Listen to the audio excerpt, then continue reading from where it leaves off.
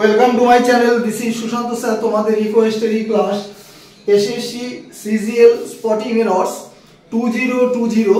দেখো 2020 সালে যে সমস্ত এরর্সগুলো এসএসসি সিজিএল এ সেট হয়েছিল সেখান থেকে কয়েকটা ইম্পর্টেন্ট কোশ্চেন আমি তোমাদের সামনে সেট করেছি। তা অবশ্যই হোমওয়ার্ক তোমাদের জন্য দেওয়া হয়েছে। ক্লাস শেষে দেখো একটা হোমওয়ার্ক দিয়েছি। যাই হোক, অবশ্যই কমেন্ট সেকশনে জানাবে যে আনসার কোনটা, মানে কোন পার্টে ভুল আছে। তো ওই সালে যেভাবে কোশ্চেনগুলো সেট ছিল সেভাবে আমি করেছি।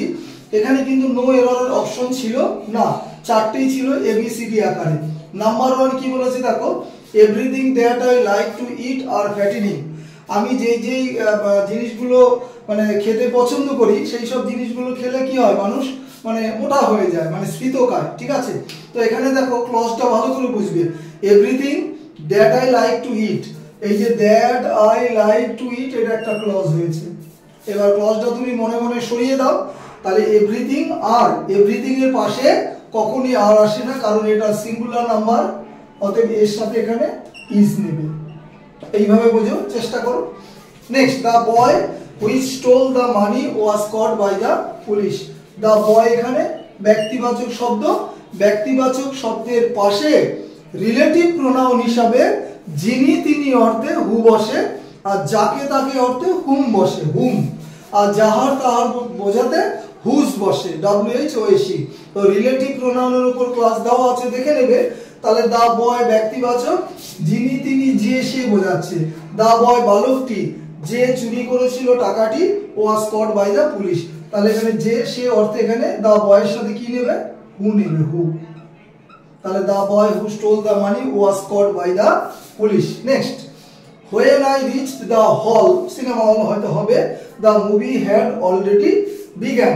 ঠিক আছে, তাহলে এখানে দেখো ভালো করে, the movie had already begun, এইখানে একটা তোমার স্ল্যাশ হবে। তাহলে when I reached the hall, the movie had already begun। ঠিকই তো, যখন আমি হলে তোমার হচ্ছে পৌঁছালাম, গিয়ে দেখি মুভি চলছে, তাহলে মুভিটা কিন্তু শুরু হয়ে গেছিল। ভুলটা কোথায়, এখানে নিশ্চয়ই এটা সাবজেক্ট হয়েছে। হ্যাড, হ্যাডের পাশে কি হয়, V3 হয়, ভার্বের থার্ড ফর্ম। এখানে আছে বিগ্যান, ভার্বের সেকেন্ড ফর্ম, যেটাকে V2 বলো, তাহলে এখানে বিগান হবে, BEGUN। ঠিক আছে। Next, my brother who live in Delhi has written me a letter. আমার ভাই যে দিল্লিতে থাকে, মানে বাস করে, আমাকে একটা চিঠি লিখেছে। প্রেজেন্ট পারফেক্টে এই পার্টটা। তাহলে মাই ব্রাদার, আমার ভাই যে দিল্লিতে থাকে। যদি তুমি প্রেজেন্টে ধরো এখানে লিভস হবে, যদি পাস্টে ধরো তাহলে লিভড হবে। যাই ধরো, আমার সেকেন্ড পার্টে কিন্তু ভুল। যেহেতু এটা প্রেজেন্ট পারফেক্ট আছে এই পার্টটা, আমি অবশ্যই প্রেজেন্টে ধরবো। তাহলে এখানে লিভের সাথে একটা কি যুক্ত হবে, এস যুক্ত হবে, লিভস। তাহলে সেকেন্ড পার্টে ভুল আছে আমার। Next, the old man did not wanted to it any food, মানে একদম ইজি। তাহলে দেখো, দ্য ওল্ড ম্যান সাবজেক্ট, ঠিক আছে, নাবাচকে নিয়েছে অতীতকালে ডিড নট, বর্তমানকালে ডু নট বা ডাজ নট, আর সিম্পল পাস্টে ডিড নট। তাহলে do not, does not, did not, তার পাশে সর্বদাই V1 বসে।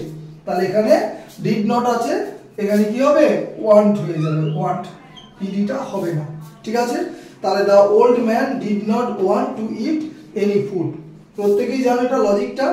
যাক, তোমাদের জন্য homework, we had a long discussion at a cup of coffee.